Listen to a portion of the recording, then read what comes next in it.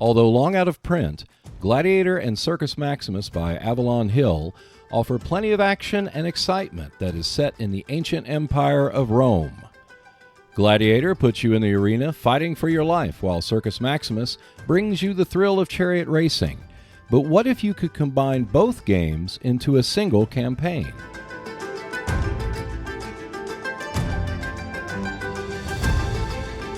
Based on the article published in The General, Volume 19, Issue Number 4, this campaign game combines both Gladiator and Circus Maximus into a singular experience.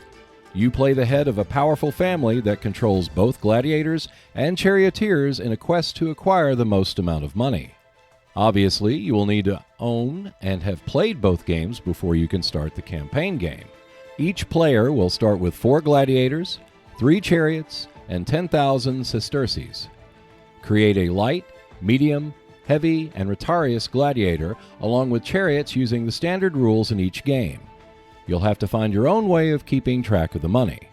Each turn consists of 1 or more gladiatorial matches, followed by 1 or more chariot races, and an administrative phase. Each player selects gladiators to compete in a free-for-all match. Those who survive split the money supplied by the emperor, which is from a pool of 1,000 sesterces per participant. Players decide on the maximum size of each team sent into the arena. Each player, starting with the richest or a die roll as a tiebreaker, will place 1 gladiator each in the arena until everyone is committed. Compete for a preset period, such as 2 hours, and stop the match at that point. If no one is killed, no money is awarded. Each player may offer a challenge to another player and fight a gladiatorial duel. All players may only challenge once and be challenged once. You can have all the duels take place at the same time to speed up play.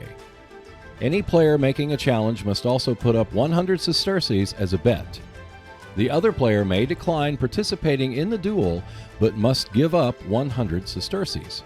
1 chariot race in which all players may participate, prize money is awarded to those who finish. The number of players will determine the number of chariots in the race. And charioteers who live will be awarded a preset number of sesterces. Remember that you can make side bets, and anyone that refuses will not be penalized. Just like in gladiatorial duels, players may challenge each other to chariot races.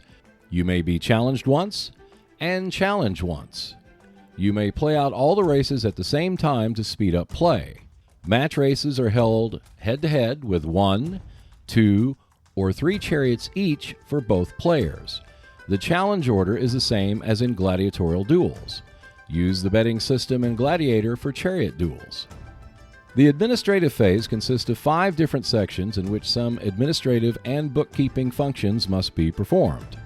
All injured drivers and horses may regain a single wound point each, while all gladiators are fully healed. Roll for the potential loss of gladiatorial attributes. Keep in mind that recovery takes place after all combat and races have concluded. However, damaged or lost weapons, shields, wheels, and whips may be replaced. You may now gain experience points and use what is gained to increase abilities. 1,000 sesterces must be paid by each gladiator, and 2,000 sesterces must be paid by each charioteer that did not participate in the Emperor's invitational combat or chariot races. You may purchase new gladiators and chariots, horses, and drivers if you desire during this segment. You use the rules from Circus Maximus to run the charioteer auction, and the gladiator rules for rolling up gladiators in their auction.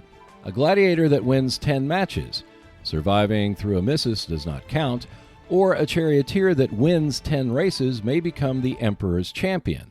That will remove the gladiator or charioteer from the game, but the owner is rewarded with 10,000 sesterces. However, the owner may retain the horses and chariot for future races.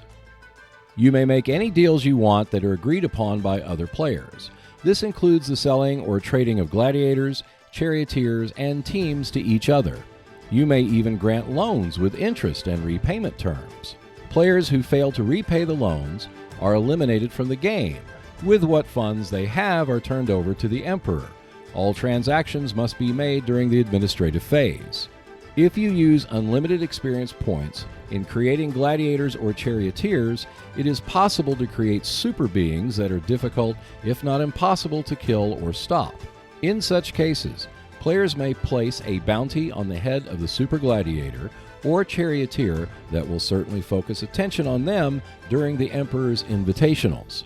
The campaign ends when one player has acquired at least 100,000 sesterces, or only 2 active players are left, or by mutual vote by all remaining players that the campaign will end.